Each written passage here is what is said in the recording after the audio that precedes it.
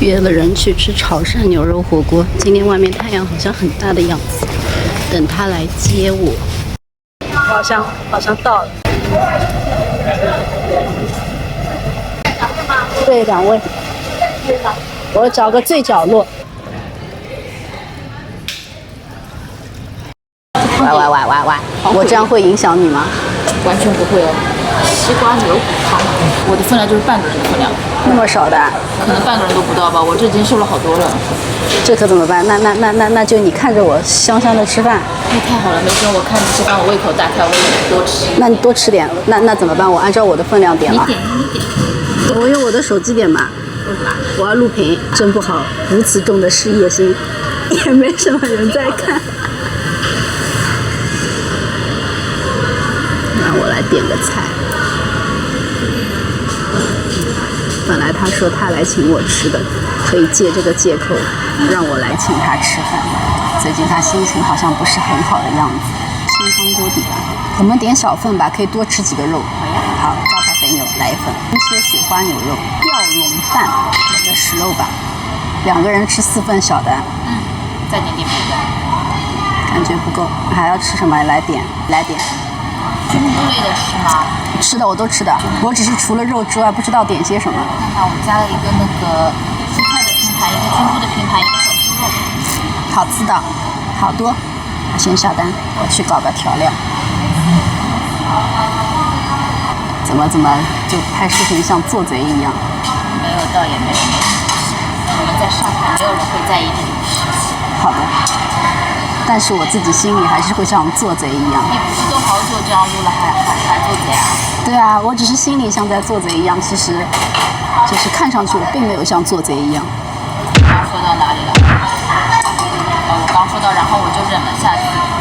他就留下这样一句话，他说：“你的爸妈是爸妈，我的爸妈就不是爸妈了吗？住过来这么久，你去看过他们一眼吗？”他就去抽烟了。抽烟的时候，我看完了，他抽烟也没回来，我就切到他的微信去看。我就看到了不正当的转账。问他这人是谁，他说一个什么群里面的加的什么好友，说我也在这群里面。插一个嘴，第一个上的是小酥肉，没有什么特别想说的，就是小酥肉的味道，一定记得要趁热吃。那这个骗的也太……对啊，然后他就不吭声了。我说那你给人家转的这个钱是什么意思？他转3300吧。那么多，然后我就生气了，我说就给这个女的打电话了。我也跟你说了，这个女的是个高手，她就说这种话了，然后他就顺着这个女的就说我莫名其妙有病，一直不信任她，要她怎么样之类的。我当时其实我心里一直存疑的，你帮别人转账，你转3300，什么样的数额会是3300？对啊，这个太可怕了。我说不过的，他因为你懂的，一生气，他说你就这样，我都这样了，你还要我怎么样？我都已经做得这么好了，你还要天天看我手机，天天这样那，真的离婚吧？这 PUA 话术开始了。对的，他说到什么后面就是离婚嘛，那我也不想离婚，我就说对不起，我看手机我不对，就都我的不对呗。然后就不吭声。他朋友问他搞定你老婆了吗？他说改评了，他自己说了这个事情。我是在他跟他朋友的对话里面看到他说的这个事情。那我就知道了。那首先我跟你说，这个人这个做法就是不对。首先本质上的根本源头，包括我为什么看到就是对他不信任，就是因为你种种前科导致我不信。你不能说你现在出去的少了，我就会变得信任你，没有这么好，防备你进步的多了。然后那我不看手机，然后呢，我一看，我每次一看又有东西，每次一看有东西。是你让我通过不看手机就能产生信任了吗？不是这么回事吧？根本源头是他不对，对吧？不对的，你把你老婆，你吃你口做够了，你搞定你老婆的情绪，对吧？你反而就是你每次都通过打压我的方式来平息这种事情，蛮可怕的。对，你是对的，他这个脑回路有点蛮跟我们不在一个频道上。然后我就当着他朋友面的，我就说了这个，对啊，我是看他手机了，然后我看到了什么，然后他就说他现在已经出去这么少，朋友都没有了，还要我怎么样？他就总归会找到新鲜的理由去覆盖掉这件事情，你知道吧？因为我才是最该生气的那个人，然后他表现的比谁都生气。先吃个最油的吧，你管你说，我管我下肉，就是我这个样子会有点恶心。有东西，它里面是不是有？它这个应该是牛骨汤里面的牛骨吧？那你啃骨头吗？我可以最后啃，好像它这个肉其实也不是很多的，他说10秒。这是不是要筷子稍微搅动一下？我这里有公筷。我的视频上面他已经说10秒了。哦，那就可以吃了呀。不是，你喜欢生一点还是熟一点？我都行，吃了不拉就行。对，不会拉的，放心。它能搁在上面吗？啊，好像你要那个。哦，是搁在这个上面的吗？不是，这是它的把手。哦，把手。那它这这勺子不是，它是可以搁在上面的，但是你来夹。好了，够了，你吃，这样就行。好。哦，再往这加。这样 OK 吗？那么一点点。还不 OK。这样真 OK， 这样真 OK， 这样。你吃的比小珠宝都少，我跟你说。我最近是吃的很少。那。然后说到哪里又被打断了？然后反正就给我下圣旨了呗。对，圣旨。下圣旨我就回家说了呗，我爸妈就坚决不同意呗，这是谁能同意？搁谁身上才能同意？对的，这个一定要跟长辈稍微说一说的这种事情，特别是自己怀疑自己的时候，这种事情。很不合理的要求，这谁能同意啊？然后他真的没有吃吗？对的。服务员，你好。它的沙茶酱，这个沙茶酱上面有一层油，所以要撩到下面才能吃到沙茶酱的甜，比左庭右院的沙茶酱稍微稀一点，也稍微没有那么甜一点。哦，付费纸巾。怪不得没有。纸巾需要付费哦，多少钱？大概2块钱吧。现在的结果就是下周去领证了，就是第一步嘛，不是冷3天。下周。他没有任何的挽留吗？他说了呀，他说我能给你的只能说是1年给你。就那个吵架的朋友，我见过他的，他说他跟他老婆说这个事情，他老婆说什么玩意儿1年打发要饭都打发不到，他说你外面包个小3，你饭都包不到。那他那个好朋友的那个老婆也是正常人，他好朋友其实也是正常人。他们的想法都是没有人能理解他莫名其妙的想法，比如说他就觉得他这个人其实本身一直相处来就是一个就是很大男子主义，什么就是决定的事情是没有人可以说通他的。他跟我说什么现在这种生活好，现在肉下齐了。好的。他说现在这种生活过得很压抑，每天就是在那边那个小房子里面，然后等人下班。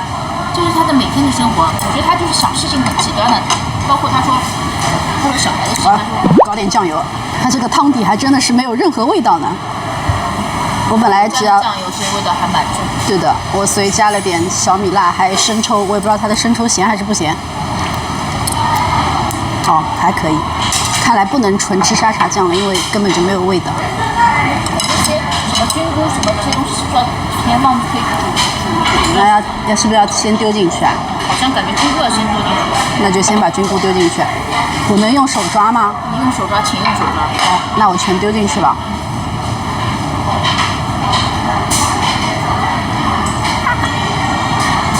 菌菇讲道理，你可以多吃点嘛，肉如果吃不下的话。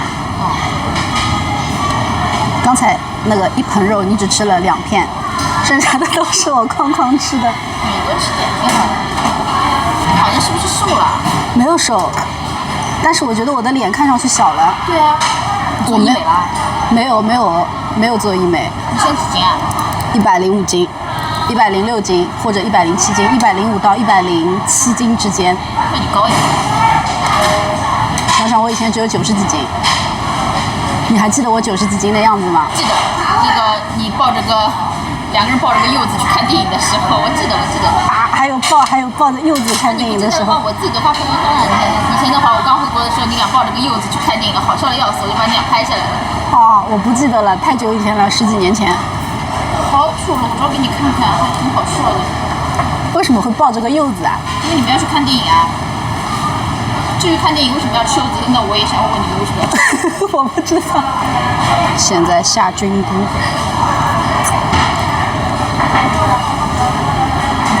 我现在很疑惑，不知道今天的视频剪出来会变成什么样子。我是不是可以把肉再丢进去？先吃油一点的肉吧。我已经把我的手伸向了油一点的肉，而且我也不知道这个是什么肉，它上面没有写。我那天不是吃佐田悠园嘛，吃完之后我就看差评，有人就给佐田悠园差评了，他说没有隔壁八合里好吃，然后我就来吃八合里。哦，这个道理。对，就是这个道理。现在我也不知道是什么肉。而佐田佑院的话，上面会有牌子，然后说告诉你这块是什么肉，要帅几秒。八合里的肉还是不错的，但是我觉得它的那个锅底，就是它就是清汤，锅底淡一点，所以如果纯蘸沙茶酱的时候会有点淡，还是要搞点海鲜酱。讲道理10秒是不是又到了？来，多夹一点，哎，再来点，多吃点呀。好了。这次稍微多了2块。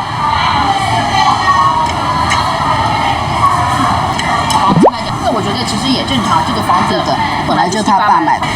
我觉得他爸妈是人间清醒，他们已经想好了跟那个儿子撇清关系，自顾自了。你自己一般家庭很难做出什么我们家钱分3份，你1份我1份他1份这种事情。肯定是发生了什么事情，所以就是分干净。他们一直是这样的相处模式。这份肉看上去好像是雪花牛肉，油脂30%，筋肉70%左右，所以吃上去还是蛮嫩的。你前天跟我说这个，我为了你，我留在上海会住的这种地方。这个地方已经很高配了，好吧？就是讲的话都这么又好了。10秒就好了呀，多点。哦，行。讲话消耗热量的多吃点。不，就讲的话都很没有道理，就 PUA 我，你知道吧？是的，我再来点。不，要是说我如果要小孩的话，这个事情没得谈。他说他绝对不要小孩。他开始是你跟我结婚，你知道会是这样的结果，你也默认是这样的结果，你们全家都知道是这样的结果。你现在过来，你跟我说你后悔了，我绝对不要小孩。我说那你在顾虑什么呢？我爸妈说了，就已经说成这个样子，不要你的力气，也不要你的钱，对吧？然后他在那边要说我也不要。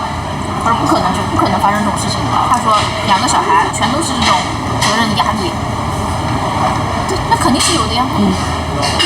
对，是有的。他是不想负责。对，他就是不想负责。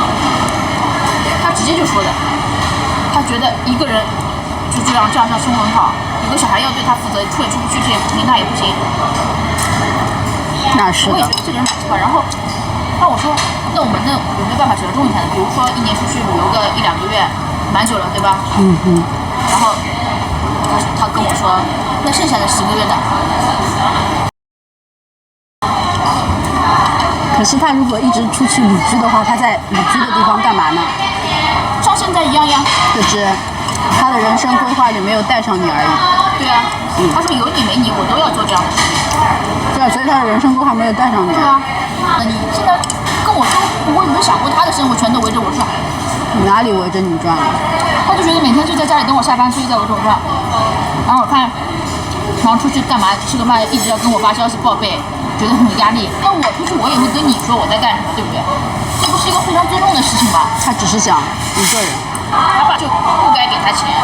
对。这才是本质上的。对。你就每个月给他多少生活费？对。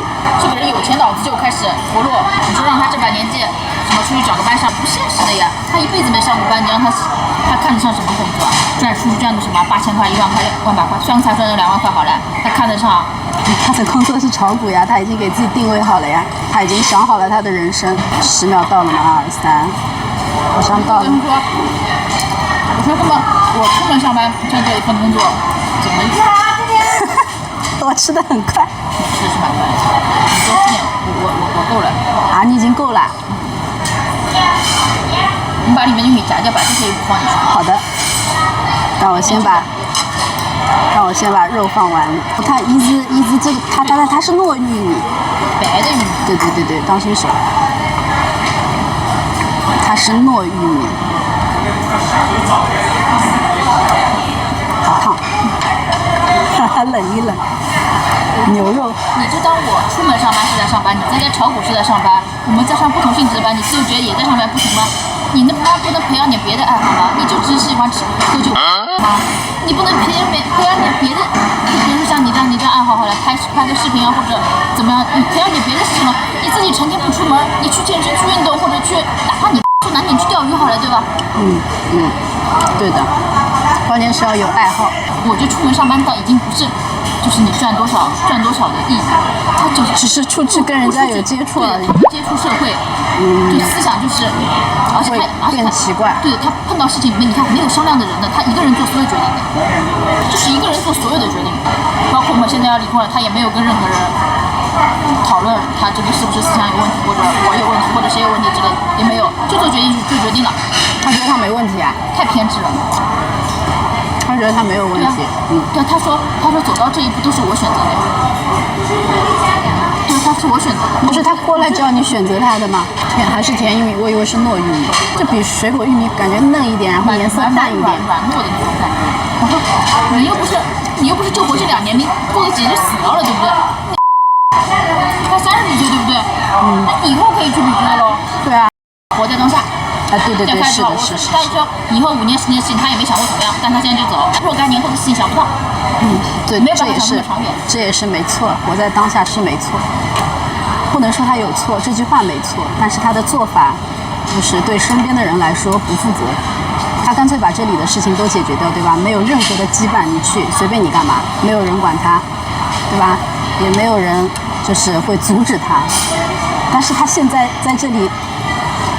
你是他的家人哎，把我当家人，他考虑事情不都是你看，为了你租这个房子，为了你怎么样？其实你说他从头到尾，他为了我什么呢？我爸妈说我现在在过苦日子，你知道吧？他们说我现在生活档次降得很低很低。是的，你现在是真的在过苦日子。那这种浪漫的节日，我想吃个什么牛排之类也不行的呀，不可以的呀，因为他不喜欢预制菜，不喜欢吃香肠。他喜欢吃现炒的。对呀，所以。他觉得他对我好，我其实现在我回过头来想想，你如果说你所谓的对我好，就是说现在降低了去频率，就是你所谓的对我好，你出去干什么事情跟我报备，这是所谓的对我好的话，我觉得这是一个你正常该做到的事情，而不是说你拿正常的事情去说这件事对我好，那你的人要差到什么地步啊？只能说他这样的人确实存在，但是这种人的价值观我们是不认同的，所以我们跟他们走不到一块。就是电视剧里才会出现的名人啊！我现在是除了这种伤心难过以外，萝卜好吃，莫名其妙，你知道吧？对，明明是他先来招惹的我们，他自己搞得好像自己做了多大的退步，牺牲了多少。对，他现在就觉得他现在的生活都退让超级无敌多，退个鬼！他在家里，你知道的吧？他是什么都不做的。你跟我说过。对，我说过，就是厕纸没了，他都不会换。我上次不是一个礼拜没回去嘛，回去以后就懂得呀，乱糟糟的。我衣服挂在那边洗了4天4、5天的，也没见收下来，依旧挂在那儿。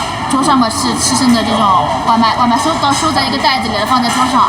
没有扔出去的。没有扔出去，垃圾桶嘛每个都是铺出来的。我们在家里可是什么都不做的人哎，为什么到他那里要做这个做那个啊？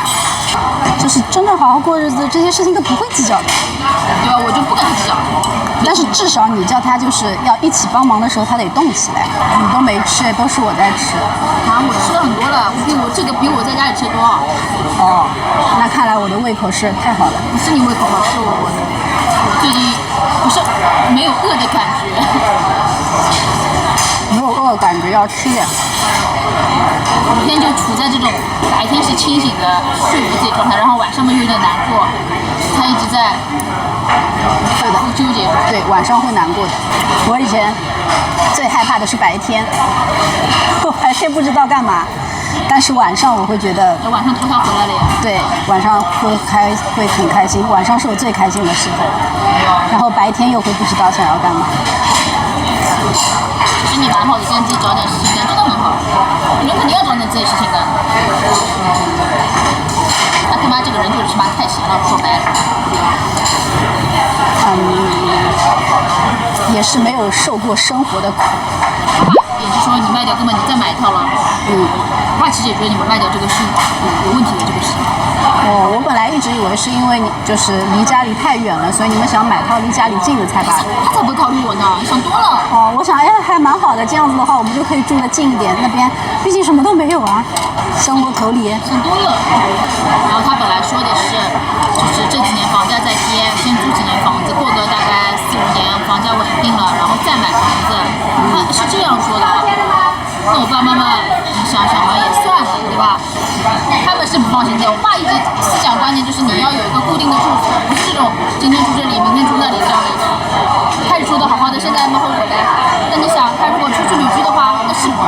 钱不用买房子的话是可以很潇洒的。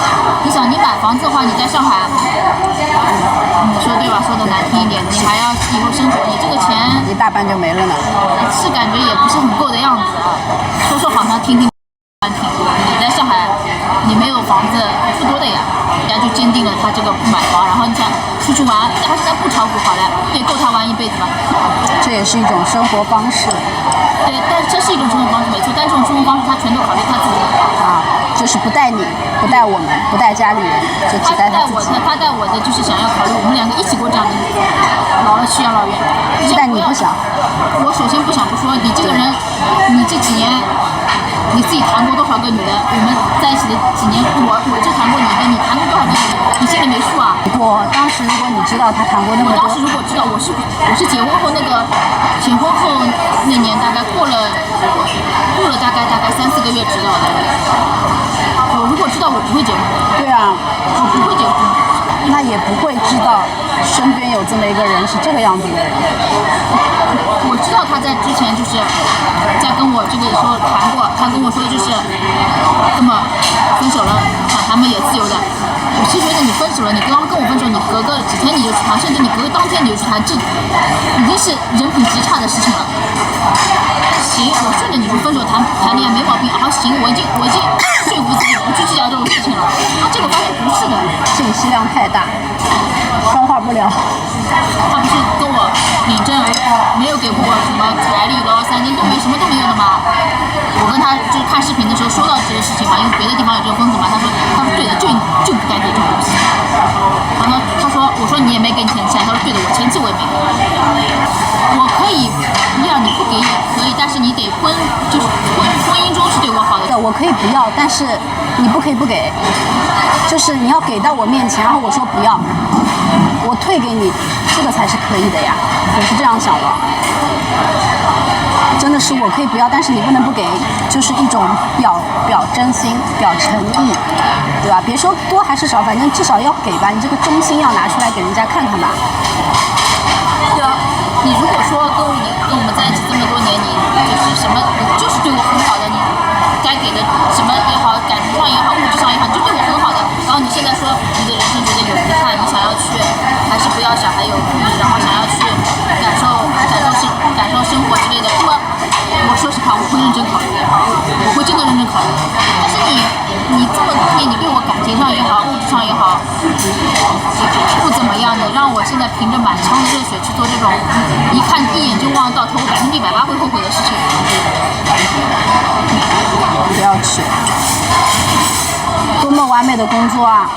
而且又不是做的不开心，那么完美的工作做的如此的，也不能说是开心，但是做的没有见过比我更轻松的工作。对啊，自己觉得这个工作做得很开心了，那很好的呀，多好的工作啊！我看看土豆能不能吃啊？好像你讲到现在，我吃到现在，胃口真好。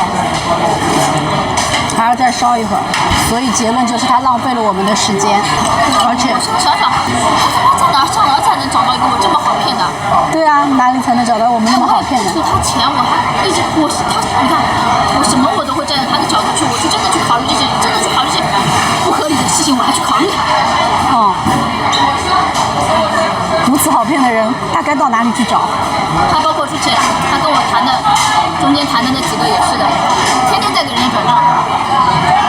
你他妈当时拿出这份给人家转账的信来给我转账呀？知道这种转账一听感情归零的，知道的了。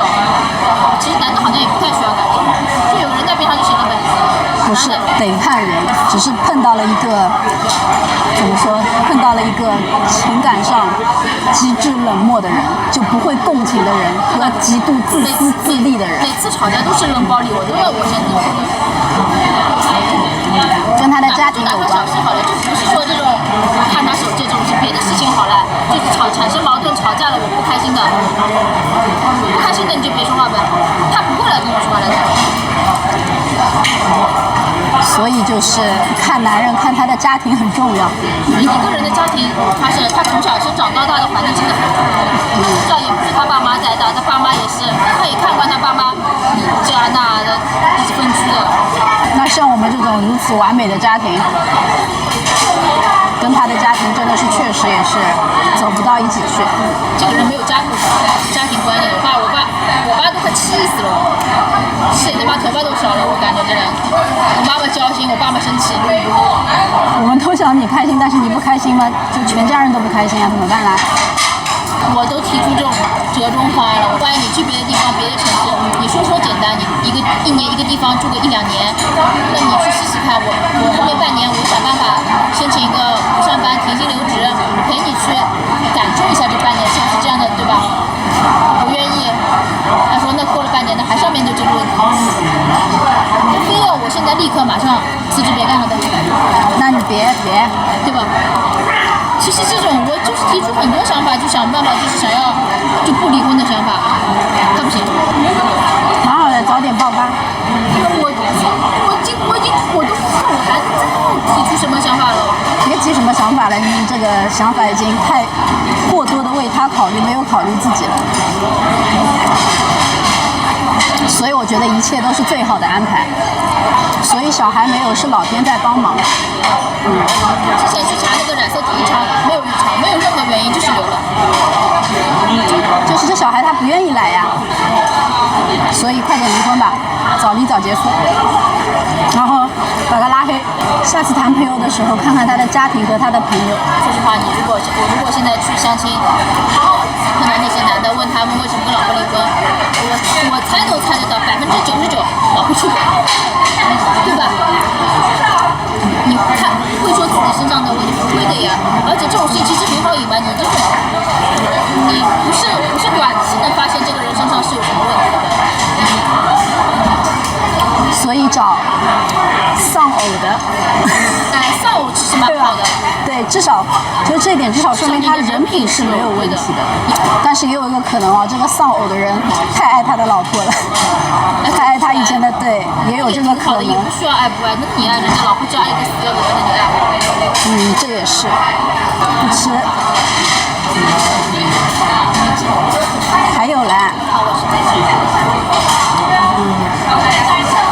这样咱们朋友呢还是谈一谈，也不要求有什么结果，就是看看不同的人。万一我结婚了，我还妈又要去照顾人家，有病啊！仗赶着当保姆啊！不要照顾人家，结婚也可以不照顾人家的，也不是说不照顾人家，就家里的事情自己做，也不能算照顾人家。结婚了，家里的事情总不能都一个人做吧，2个人一起做，对啊，就够了。毕竟大家都是要上班的。所以就那次，我爸又在饭桌上说了，你们2个自己在家里烧烧弄弄，不是很开心的吗？说不会烧饭，我爸就说不会烧饭嘛，学呀，他不开心了。他不想自己烧饭，他想要么叫外卖，要么你来帮他烧。今天出国去吃外卖也不是个事儿，也不是说价钱，也不是钱的问题。我说这个不健康是最关键的。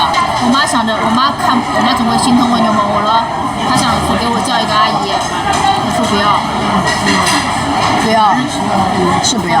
她不能这样去那个，她这样不会。然后那我就想，这反正先顾看呗，先走一步算一步呗。然后结果就变成我学会了，我周末的时候在家会，反正简单的下厨，什么煎牛排了、下面条了，那种给他做个汤了什么的，我都会的嘛，我就给他弄给他吃，就是能少叫外卖的时候就少叫外卖，就自己学嘛。我也要学烧饭，但是我烧的他们肯定都不要吃的，我就是没有味道的那种。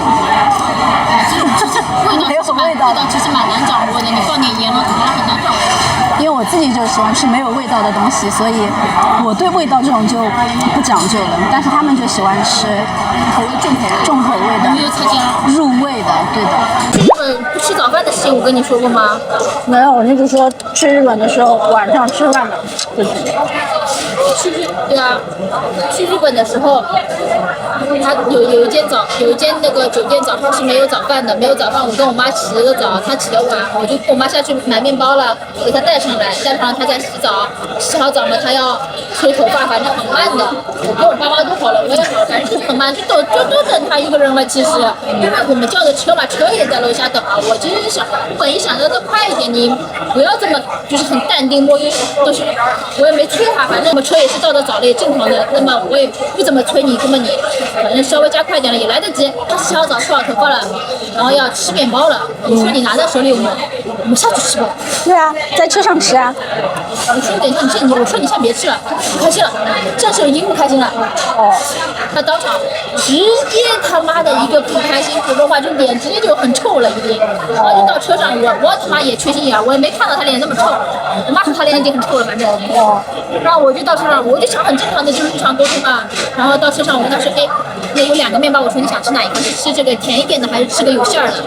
然后我给他瞅着这个好吃一点，你吃这个吧。他直接丢给我，我不吃。我操！我这个，我说爱吃不吃不吃别吃。哦。然后就又生气了嘛。这小心眼。就我爸妈他又给我甩了一天脸子嘛，我爸妈看着心里其实也很不舒服的。对啊，你在人家家长面前，你说其实说归根结底我干什么了？没干什么，什么都没干。我什么都没干呀。对啊。就是平时旅游出去都是这种事情啊。他适合一个人。我也觉得，他会从来不在自己身上找原因，什么事情都是别人的错。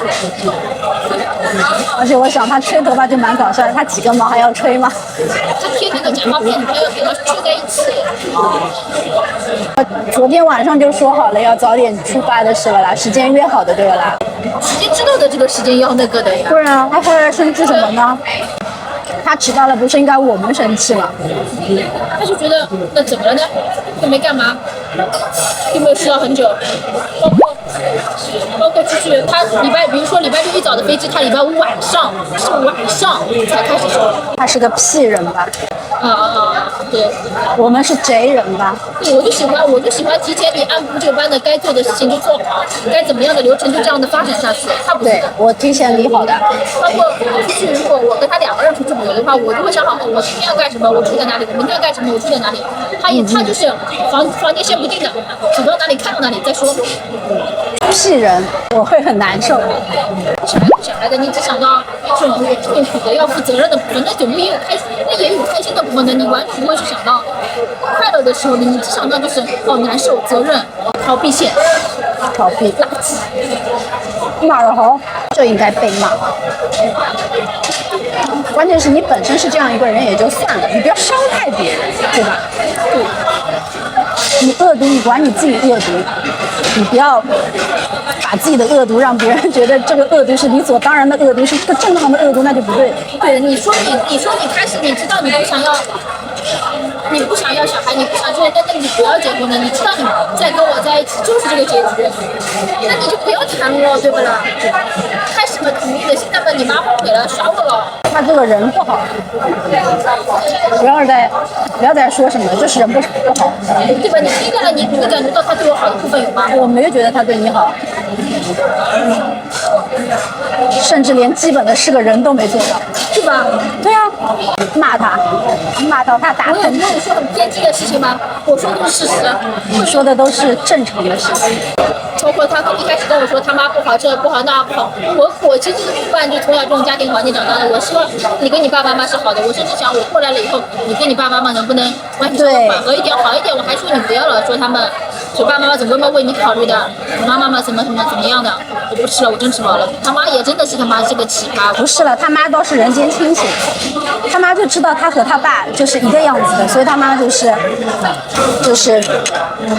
自己一个人过呀，忍受不了这2个男人嘛，他就自己一个人过，把自己过得好一点就好了呀。他把他们家的那些什么茅台呀、红酒，他不吃，好东西都来拿走给烧香的人。为什么要烧香？就是因为家里这2个男人。说实话，也是给自己一个寄托吧。毕竟他一开始知道他家里这2个男人实在是不行。别没吃完的不要急，我来付钱。你先等一等，我看大众点评可能会有优惠券，上8盒里哦。它有的就是扫码点单的时候就是原价，但是如果大众点评上的话，可以输入了之后，输入价格它会优惠，有100元代金券，每次可用2张。这个买单之后吃出点餐。对啊，等他叫他来嘛，等他来了我来买，我可以减掉很多钱。行，那我请你喝咖啡。好的，看看有什么咖啡哦。先别急，让我把碗里的吃完。你慢慢吃，我没事干。我在碰到坏人之前也不知道他是个坏人呀。你们下个礼拜去领本子了？要冷静期要30天嘛，下个礼拜等于第一次随先登记。你不要变卦了。他一看，是他还是在劝我呀？他劝我跟他一起走呀。呸！别，可千万别。站在他的角度来说呢，他想要过这样的生活，然后自己一个人走呢，又对未来充满迷茫，感觉就是到也是一个陌生的地方，自己怎么办呢？有我的吗？那至少能照顾好他，有个相伴的人。他只是把你当成了他的救命稻草。对。然后等到他自己觉得他自己得救了的时候，他就不要你了。他觉得他又行了的时候，适应了的时候就不要我。对呀，所以这何必呢？他也不是一个会感恩的人，农夫与蛇，对他那么好，完全不知感恩。他跟我说什么？知道你出国来以后做了很多，改变了很多，看在眼里。那你看在眼里，那你怎么不做？对啊，你又不上班，你怎么不做啊？不是好好笑，看在眼里吧。你看在眼里，那你做一点啊。干什么？你是老板吗？你给我画饼吗？你看在眼里了，我要做得更好吗？凭什么？你也没给我发工资啊。对呀，你当时怎么没跟他说？哦，你看在眼里了是吧？给我发工资啊？我没说呀，我好气愤呀！没想到呀，也没有下次了。有的时候就是讲着的时候，突然想到当时应该说点什么的。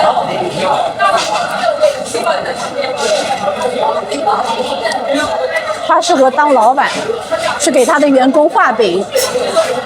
他蛮会 PUA 人的。包括其实你看他对我不好，为什么我这么多年还跟他在一起？就是他会 PUA 我。对啊。就是会拿捏我，他肯定。